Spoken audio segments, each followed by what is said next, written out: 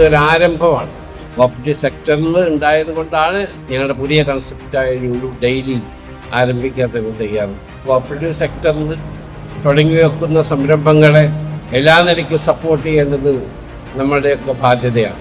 യൂസഫ് അലി സാറിൻ്റെ വരവോടുകൂടി കേരളത്തിലെയും ഇന്ത്യയിലെയും സഹകരണ പ്രസ്ഥാനവും നമ്മുടെ നാടും ഉത്തരോത്തരം വളരട്ടെ എന്ന് ആഗ്രഹിച്ചുകൊണ്ട് ഈ നാട്ടിലെ എല്ലാവർക്കും വേണ്ടി ഹൃദയത്തോട് ചേർത്ത് നന്ദി പറഞ്ഞു.